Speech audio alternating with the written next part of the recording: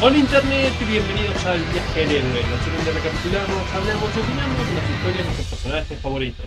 Soy Julián Groba Bilbao. Y yo Ezequiel Capelo Lalia. Y continuamos la primera serie regular de Deadman, que en realidad es una compilación de sus historias pasadas. En este caso, el número 4 comienza con una historia publicada originalmente en 1967 en Strange Adventures 210, titulada ¿Qué tan cerca está mi asesino? Y en esta también excelente portada de Neil Adams vemos en un plano inclinado que al parecer Deadman por fin se encontrará a su asesino.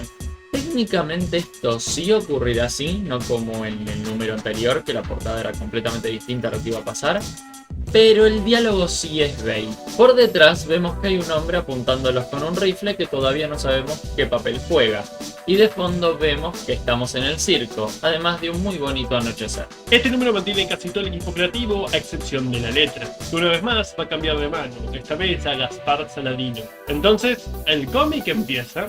Boston, ahora fuera del cuerpo que tomó la última vez en su más reciente intento de estafar a su asesino, grita de frustración por cómo estuvo tan cerca de agarrar a Hook y cómo se le escapó de entre los dedos. Y la primera página de este número es una splash de título, pero comparte las mismas características que la portada, el cuadro inclinado y el diálogo que acompaña esa inclinación. Siguiendo el folleto que encontraron en el departamento la última vez, Deadman se dirige a México, a un lugar llamado El Campo, cerca de las orillas de Río Grande. Oh boy, visitando México en un cómic de hace 70 años escrito por dos yankees. ¿Qué tantos estereotipos nos vamos a encontrar? Ya veo un sombrero de charro en interiores. Pero antes de cruzarse con el objetivo, se cruza con alguien tanto más cercano como más distante. Su hermano mellizo, Cleveland Brand. Sí, un hermano se llama Boston y el otro Cleveland. Más adelante lo justificaron con que sus padres viajaban mucho y le ponían el nombre del lugar en el que nacieron. Pero es por esto que a mi parecer encontraba más plausible y natural que hubieran sido apodos, como el primer número insinuaba. Boston inmediatamente no puede evitar preguntarse si su asesino vino a buscar a su hermano, si de alguna manera está involucrado en todo este asunto. Y pasamos a un flashback para tener un poco de trasfondo a la historia de los dos. La última vez que se vieron, Cleveland estaba intentando unirse al acto del trapecio de su hermano, pero Boston se negó sabiendo que no tiene los años de práctica ni la coordinación para poder llevar a cabo los trucos que él hace, o formar parte de ellos de alguna forma. Cleveland lo interpretó como su arrogante y egocéntrico hermano no queriendo compartir el reflector, una tendencia que, acorde a él, era constante desde que eran chicos, y sale enfurecido de la carpa, diciéndole que espera su muerte. Hasta ahora las justificaciones de los sospechosos eran conclusiones bastante lógicas. Acá la motivación al parecer es Boston no me dejaba hacer cosas peligrosas porque se preocupaba por mi bienestar. Se pondrá un poco físico al corregirlo en unos momentos como vamos a ver, pero nada que se acerque al tratamiento de los anteriores como Eagle. Algo que realmente empuja a una persona a querer llegar a matar a su propio hermano. Incluso antes de este encuentro ya había señales de que Cleveland estaba metido en complicaciones. Su madre una vez llamó a Boston para decirle que estaba mezclado con una especie de pandilla menor. Uno que lo confundieron con su mellizo e intentaron matarlo. Gracias a su historial como peleador y acróbata, Boston logra hacerlos huir y prometerles que los dejarán en paz, pero es algo por lo que Cleveland no mostró ninguna apreciación, viéndolo una vez más como su hermano teniendo que probar ser el mejor y el más grande incluso entre la familia. Y el golpe que le da Boston a ambos matones es tremendamente efectivo, algo que no mencionamos en el número anterior, cuando también pasó, cuando Bones descargó su ira en su cara, es lo bien que maneja Neil Adams este tipo de impactos y lo realista que los hace. Boston agarra a su hermano y lo bofetea contra la pared pidiéndole que enderece su vida y Cliff responde con un ominoso no olvidaré esto. Aunque por ahora juega con el cliché del gemelo malvado, será subvertido en un momento, por lo que en un principio no tiene ninguna de las trampas con las que los autores usualmente tropiezan cuando escriben a gemelos idénticos. No tienen personalidades similares, prendas o intereses. Esa cosa que hacen donde terminan pareciendo más bien clones que dos individuos. De regreso en el presente, el fantasma sigue a su hermano y descubre que tiene una sobrina, Lita Brand, quien Cleveland tuvo y crió con una mujer en México que acaba de fallecer. Y en esta transición al presente aparece un recurso que creo que ni en la época ni en esta serie, que como dijimos en algunas cosas es bastante avanzada, se utilizaba a menudo.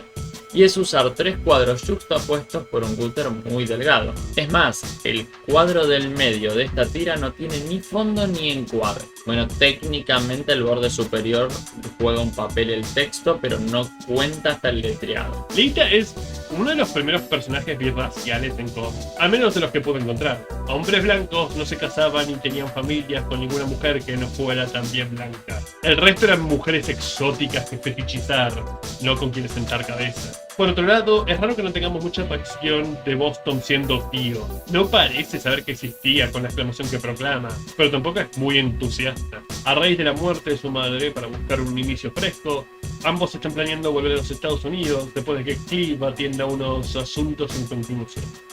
La chica le pregunta qué clase de negocios y de dónde sacó el dinero para hacer el viaje y la mudanza, dado que el hotel familiar no está teniendo buena clientela últimamente.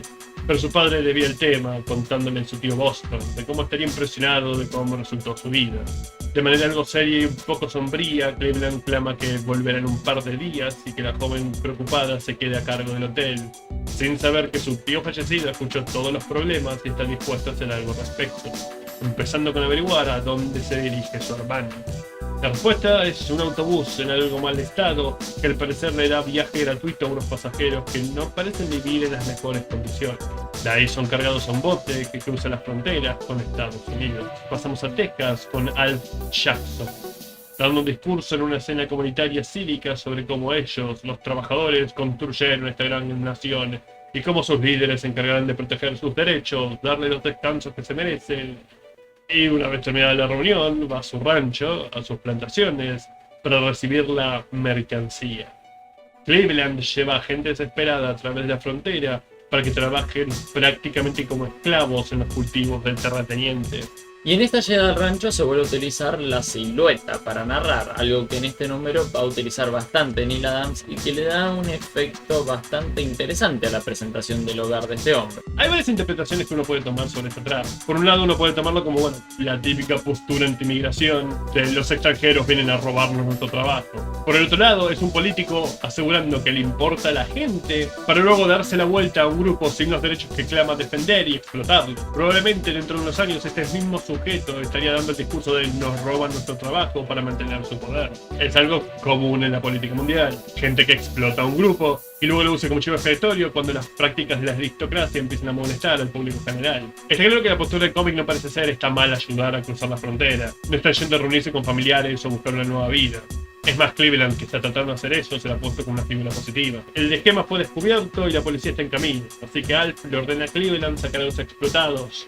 Pero como probablemente las autoridades del otro lado de la frontera también hayan sido notificadas, con tal de salvar su reputación de pro trabajador, le ordena a Brand asesinarlos cuando estén a mitad del Río Grande. El hombre acepta y Deadman se retuerce de furia, de tristeza, de sorpresa, todas las emociones que le inundan porque, aunque sabía que su hermano se había metido en una cosa u otra, asesinar a un montón de inocentes en masa parece un paso demasiado grande. Boston lo sigue, listo para poseerlo en el momento que intenta sacar el arma, pero su hermano, para la alegría del fantasma, se niega a hacerlo. Por desgracia, los hombres de Jackson que lo acompañan no tienen tales escrúpulos, así que se disponen a matarlo junto con el resto de los mexicanos. Deadman desarma al pistolero, salvándole la vida a su hermano al poseerlo, en lugar de poseer al hombre armado, y lo tira por la borda. Le ordena a los inocentes que destapen todo el plan cuando lleguen de vuelta a su hogar, pero otro de los hombres de Alf, que estaba en otro bote de la caravana, lo taclea, pasando de largo del vehículo y cayendo al agua. Y la textura del agua, por cómo va a ser dibujada, va a jugar entre los salpicados que venimos viendo o el uso de esponja y la trama mecánica, algo que hasta ahora no había usado. Boston no sabe qué hacer.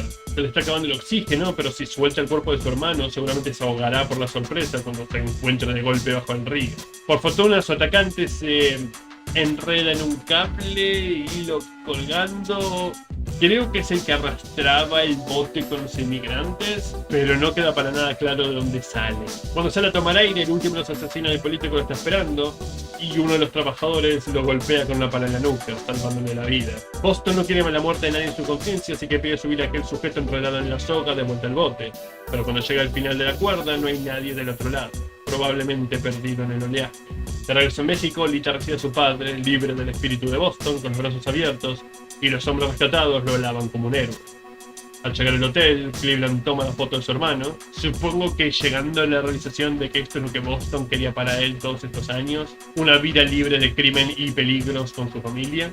La elección del encuadre nos permite ver a Cleveland en uno de sus bordes, el inferior derecho, y a Boston en el superior izquierdo. Pero a Cleveland lo vemos en una especie de primer plano mirando hacia afuera de la página porque está mirando una foto que no se ve, y todo ese espacio es rellenado no solo por Boston, a quien solo le vemos sus piernas cruzadas, sino por la sombra de este personaje. De esta forma podemos interpretar el encuadre como que la sombra de Boston estará siempre detrás de Cleveland. Es un lindo final.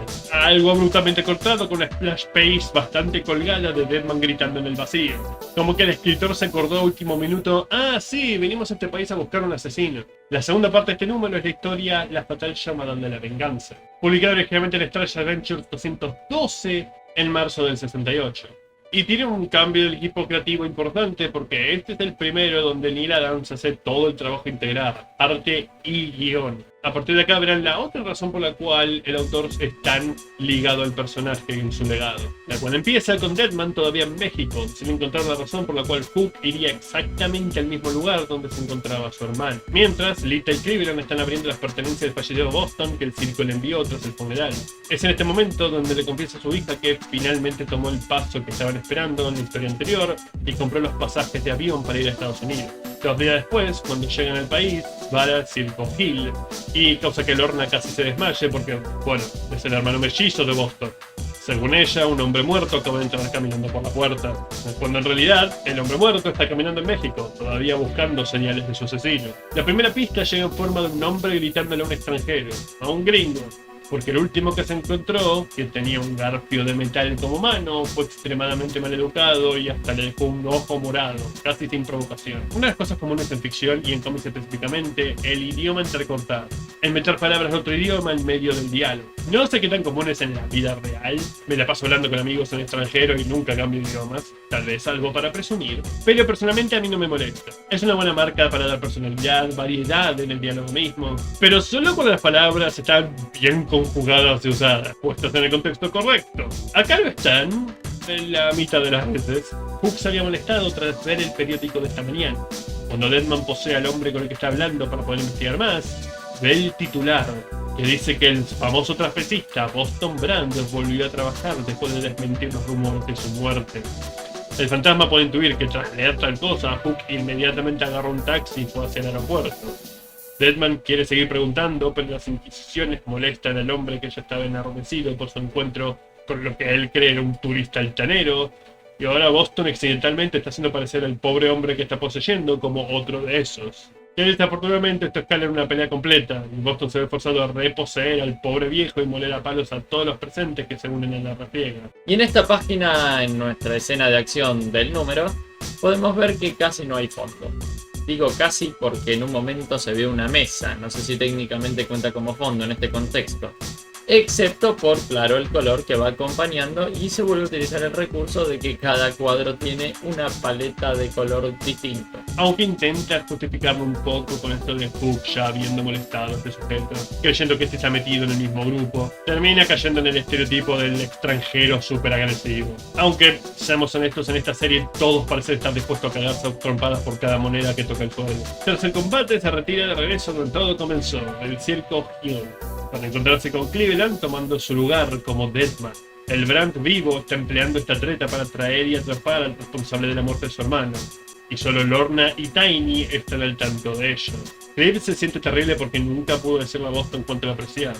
Dejaron las cosas en muy malos términos y, obviamente porque no sabe que el fantasma está presente junto frente a él, cree que esta es la única manera de hacer reparaciones. El hombre procede a hacer las mismas rondas que vimos hacer a Boston al principio de la serie. Habla con Vashnu, el cual le pregunta si volverá inmediatamente a hacer su acto, y el falso acróbata contesta que él todavía tiene que entrenar y las órdenes del doctor son que no actúe por un mes, por lo menos, que la herida era muy seria. Y me gustaría que no hubiera una aclaración en el cuadro de texto acá. Dejadnos sospechar si Vashnu sabe, no sabe, qué sabe. Más después de la nota de la última vez. Sin el cuadrito, ese ya veo podría estar dirigido a Cleveland o a Boston. Más teniendo en cuenta que visualmente funciona perfecto, es un primer plano al corte con un color naranja muy fuerte y que además nos muestra claramente una segunda intención Su siguiente parada es el nuevo domador de leones, después de que el anterior fuera arrestado, quien se encuentra en estos momentos atormentando con una picana eléctrica a los pobres felinos.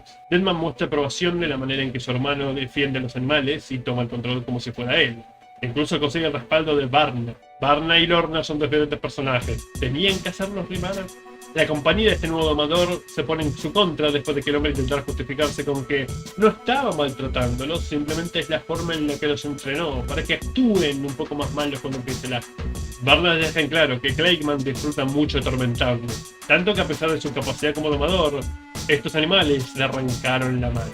Siendo la tercera persona que le falta una mano derecha que rodea este circo. Y el anterior domador de leones no fue culpable, así que seguramente este sí, ¿no? Deadman. Cuando ambos hermanos pasan frente a Tiny, el gigante expresa decepción y desaprobación por este plan, diciendo que la mejor manera de honrar a Boston sería estar presente y cuidando a su sobrino. Una hora más tarde, mientras Deadman ve a su hermano ponerse su maquillaje, Hook toma el teléfono y ordena a quien está del otro lado de la línea que alimente una cápsula al león. Se asegurará de que no haya repercusiones una vez terminado el trabajo. Esta llamada está bien encuadrada. Puede todavía ser el domador pidiéndole una tercera parte que haga lo que pide, o Hook diciéndole al domador que haga su trabajo por él. No se descarta ninguna posibilidad. Uno de los jóvenes del circo le avisa a Cleveland que algo estaba ocurriendo con los animales y cuando entra en la carpa es encerrado dentro de la jaula del domador, dejando a los Brandt vivo y muerto junto a un león sumamente alterado. Y a partir de este momento en el que vemos a Cleveland maquillado exactamente igual de lo que estaba Boston, Boston mágicamente pasa a ser violeta. Esto era realmente necesario si no le iban a agregar un accesorio distinto al traje o algo así, porque si no hubiera sido muy difícil saber quién era quién realmente. Boston salta al cuerpo de su hermano y en un principio sostiene la defensiva, esquivándolo todo lo que puede, montándose en él para mantenerse lejos de las garras, tapándose la jaula, hasta que la droga al que lo haya puesto así le dé una abertura. Cuando se presenta, no dudan en tomarle y le da 2 golpes de frente en la cara que emiten un sonido crujiente. Varna, la verdadera responsable del estado salvaje del león, entra en la jaula cuando cree que el ataque de Deadman lo hirió de severidad. Pero solo estaba aturdido y se vuelve en contra de su cuidadora. Único error para mí en el impecable dibujo de Adams. Cuando el león va a atacar a Varna, lo que fuerza a Boston a dispararle y matarlo, el cuadro es un acercamiento a la cara de Deadman. No vemos cómo la está atacando el león. Siento que sería mejor una toma de lejos, para percatarnos de la situación de peligro inmediato, en lugar de darnos cuenta que tan mal estuvo después de que ya pasó. Porque el felino logra darle un buen zarpazo y la mujer se arrastra en camilla fuera de la tienda unos momentos después. Antes de perder el conocimiento, menciona la droga, a Hook, dinero y a Clegman. Varna como falsa pista no funciona. Solo tuvo una línea de diálogo y lo único que establecieron es que le preocupan estos animales. Para sospechar de ella tenemos que creer que estaba dispuesta a ir en contra de la única cosa que sabíamos de ella. Boston una vez más asume que iba a decir que Hook y Clegman eran la misma persona, algo que hace a menudo, y se va a buscar al que cree que es responsable, pero su doble en el mundo terrenal lo encuentra primero y entran en persecución. En un cuadro que destaca del resto porque la figura del que escapa es el doble de tamaño del cuadro, por lo tanto sobresale. El disfrazado hace tropezar al domador y le propina varios golpes, demandando que confiese. Pero a pesar de la mano prostética, Clegman no es Hook. Es la primera vez que usa uno de estos. Hook lo contrató para que sea su doble. Me gusta que, sin saber lo que estaba haciendo el otro, ambos, héroe y villano, usaron la misma táctica de usar un doble para hacer surgir al otro. Es una pena que la estrategia le haya sido más eficaz al asesino, porque en la penuria de la noche, con el mismo rifle que lo mató la primera vez, Hook le dispara a Clegman y al hombre disfrazado. Los miembros del circo salen a buscar el origen del estruendo. Lorna, el verdadero Deadman, y Cleveland. Porque debajo de la máscara de este doble estaba el forzudo de buen corazón, Tiny. Esta es una gran revelación. Como dije, vimos a Tiny preocupado por Cleveland, diciendo que debería cuidar a su hijita en lugar de ponerse en peligro. Y después de tantas posesiones, el pobre ya está más acostumbrado a intervenir y actuar con violencia. Según lo que él cree, ya detuvo a 2 criminales. Pero también es una de las cosas que, en parte, son lo plausible fuera de la cámara. Porque medio que da la implicación interna que Boston, Cleveland y Tiny todos suenan igual. Y como vimos, el último tiene una considerable diferencia de masa muscular comparada con los otros dos. Tal vez podemos usar como excusa la noche. Tal vez en la noche nadie notó la diferencia, que es abismalmente grande, entre ambos personajes. Pero me gustaría recalcar que sí hay algo que me interesa en esta idea de usar dobles como táctica. Mientras que el villano tuvo que obligar o contratar, también podría ser otro caso, a su doble, Boston, sin quererlo, consiguió que 2 personas arriesguen su vida por disfrazarse de él. De alguna forma esto habla de que Boston puede ser más o menos querible en ciertos contextos, pero claramente es mejor que su asesino. El cómic termina con Deadman alejándose de la tragedia y pegando un aullido que nadie puede oír. Aullido que es reforzado por este mismo anochecer, el que dialoga un poquito con la portada, haciendo que la escena cobre este sentido. Como dije anteriormente, para recalcarlo, lo único que falla de la portada es que claramente Boston está hablando cuando sabemos ahora que era Tiny. Terminando el número. En cuanto a los elementos, son los mismos que venimos viendo a lo largo de la serie. Cuadros inclinados, encuadres distintos en los flashbacks, algunos grises con salpicado a esponja, como dije, utilización de la trama mecánica es algo nuevo de este número, las sombras muy potentes, por momentos casi con muy poca luz. En este número utilizó un poco más la silueta cuando estábamos en toda esa parte con los inmigrantes en la noche, y los personajes son muy expresivos y la acción dinámica. Este número, y más la segunda historia, promete un cambio en la fórmula. Ya no estamos saltando de sospechoso en sospechoso. Estamos tras el rastro, en una persecución con Hook. La tragedia de Tiny es fuerte y es mucho más eficaz que la del boxeador. No solo porque, como ya dije, es el más plausible en tomar esta decisión y se toma el tiempo de asentar la tragedia, sino que de todo el cast realmente era el más querible. Quien además tenía sentimientos encontrados, tanto de amor y odio por Boston, y aún así estuvo dispuesto a morir tanto para darle justicia como para proteger al último familiar vivo que le quedaba. La primera historia es un intento de ponerse un poco más realista. Criminales más complejos que estos mafiosos caricaturescos y artistas del circo frustrado. Entre todo y todo funciona, aunque no se adentran en cómo y por qué estas cosas suceden a nivel político social. Pero también es un cómic bajo la CCA. Es algo loco que hayan dejado algo tan monstruoso en los 60. Si tuvieron que luchar para conseguir el nombre Deadman, ¿qué habrán hecho para mantener esa tramita? Y la página destacada de este número es la 12 del capítulo final. Logra hacer convincente una pelea con un león. Si bien a veces muta un poco, el animal en su mayoría está muy bien dibujado. La página tiene una diagramación característica que nos viene mostrando Nilada, que en este último capítulo, refiriéndonos a los cuadros inclinados, lo usó mayormente en la acción. Primero vemos a Boston Clive abrazando por detrás al león. Está en un cuadro grande y por supuesto que este abrazo no duró mucho. Esto obliga al acróbata a tener que trepar por la reja. El tercer cuadro se amolda en forma a la figura de ambos, principalmente a la del león. En los últimos 2 cuadros vemos una maniobra más del wrestling que del karate. Deadman saltando y gritando desde los barrotes para luego finalizar en un primer plano en el que golpea con sus 2 puños la cara del león, en una imagen que es tan dolorosa como un poquitito cómica. El color sigue la misma lógica que en otras escenas, se va modificando en cada cuadro para darle cierta frescura.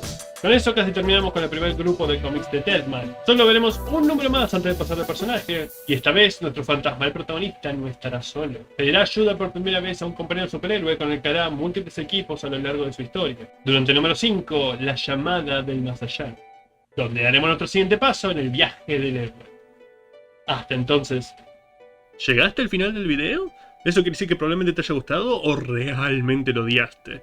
Cual sea tu razón, considera darle me gusta y suscribirte. Esos 2 simples clics nos ayudan más de lo que puedan imaginar. Además, en la descripción encontrarán nuestras redes, donde pueden chequear nuestro propio fancomic sin fines de lucro. Así pueden juzgar si podemos hacer el camino en lugar de solo hablar de él, o hacernos pagar por hablar mal de tu cómic favorito criticando el nuestro. Dicha la obligatoria propaganda, a su izquierda hay una lista de reproducción de más capítulos de este personaje o equipo, y a su derecha de uno diferente. Pero lo más importante de todo, si les gustó lo que vieron, apoyen su tienda de cómics local. Apoyen el noveno arte que nos dio tantos maravillosos personajes. De las grandes compañías, independientes o nacionales.